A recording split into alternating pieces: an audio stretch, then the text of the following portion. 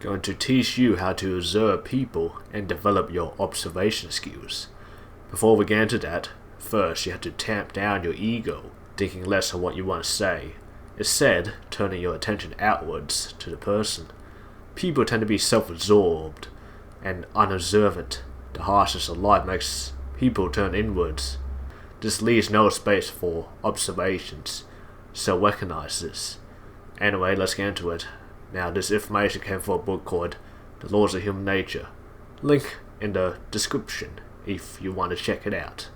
Observation skills. You need to slowly rewire your brain through observation practice. Take baby steps to see small progress every day. Here are some ways to improve your observation skills. Write down observations and patterns. Your exercise is to observe facial expressions, micro-expressions, quick flashes, voice, posture, hand gestures, positioning of the legs, etc. Notice these non-verbal cues and tone of voice.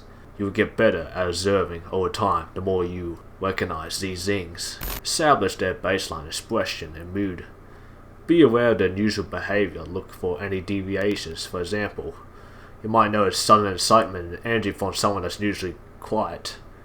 That's different from their baseline behavior, so notice these things in people.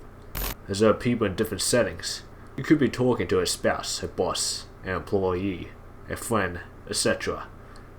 They are going to have different behavior in different environments and around different people, so observe this very carefully. Pay attention to any mixed signal. For example, a person may say they like your idea, but their body language and tone of voice may show tension or aggression. The words say one thing, but the body language and say something else. That's a sign of mixed signals, okay? Which means they're not telling the truth. Practice observing in public. Observe in a cafe, food court, or some other public place, without the burden of being in a conversation. Try to guess their personality, profession, etc. It should be a pleasurable game as you observe their non-verbal body language, their tone of voice, or the information they give out to the other person. It should be a pleasurable game.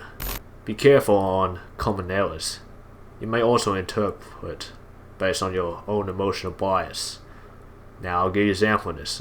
Let's say you're observing a person you dislike. You will tend to look at the cues as hostile or unfriendly more likely. We might also watch to the first explanation we want to see. Things like nervousness can have several explanations, not just one. All words and body language depends on the context and individual. The error is not in the observing, but in the decoding. And one last thing, before I move on, make sure to observe yourself as well. Very important. Decoding keys. Alright, time to give you keys and cues to look out for.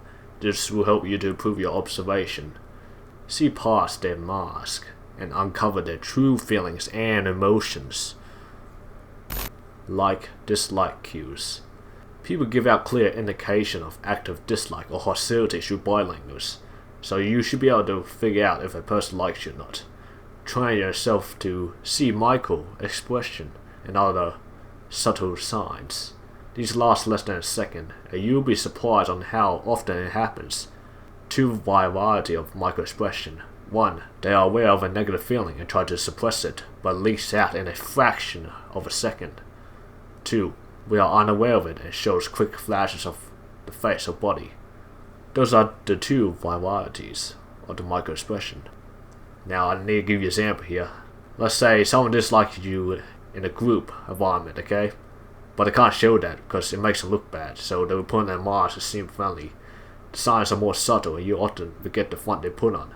Look at their body language, it tells you a lot more, and the different environments also matters a lot. You must be able to distinguish between the fake and genuine.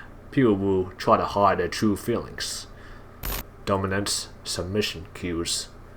Humans form hierarchies based on position, money, and power. We are aware of this, but people don't like to talk about it. So we usually display dominance and submission through body language. Confident people will have a greater freedom of movement. They will look around more and touch more. Leaders who display tension and hesitation are insecure about their power. People's action often contain dominance or submission. Dominant people may talk more or interrupt frequently.